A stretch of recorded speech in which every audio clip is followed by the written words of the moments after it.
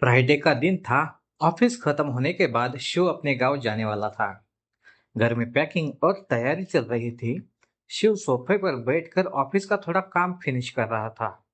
तभी उसकी पत्नी किचन से आवाज लगाती है, सुनो ना, घर में सब्जी खत्म हो गई है। क्या आप बाहर से थोड़ी सब्जी लेकर आओगे? शिव ने अपना लैपटॉप बंद किया, बाइक की चाबी उठाई और सब्जी लेने निकल गया। वैसे तो शहर में बहुत सारी सब्जी की दुकानें थी, लेकिन शिव हमेशा एक ही दुकान से सब्जी लेता था, रामू काका की दुकान से। शिव दुकान पर पहुंचा और बोला, काका, मुझे बस एक दिन के हिसाब से सब्जी दे दो। रामू काका हल्की सी मुस्कुराहट के साथ बोले, क्या बेटा, गांव जाने वाले हो? शिव हैरान हो गया। हाँ काका, लेकिन आपको कैसे पता चला?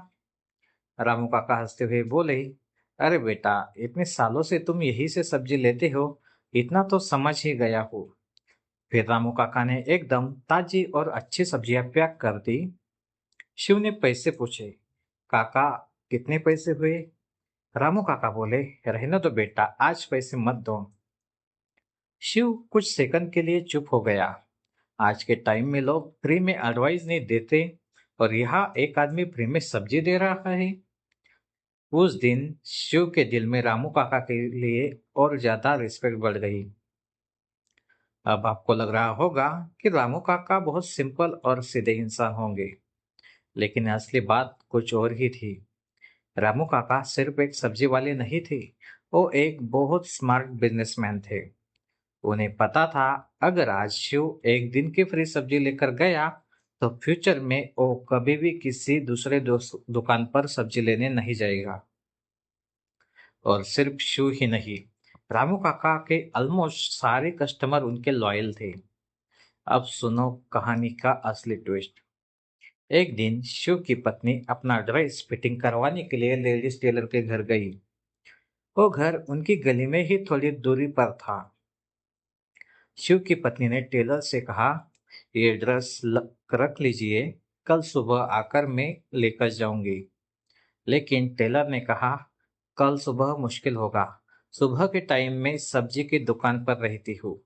आप थोड़ी देर रुकिए, मैं अभी फिटिंग करके देती हूँ। शिव की पत्नी थोड़ी सरप्राइज हो गई। आपकी भी सब्जी की दुकान है? मैं तो रोज सब्जी मंडी जाती हूँ, लेकिन मैंने कभी आपको नहीं देखा। टेलर मुस्कुराकर बोली, मैं सिर्फ सुबह दुकान संभालती हूँ, शाम को मेरे पति संभालते हैं।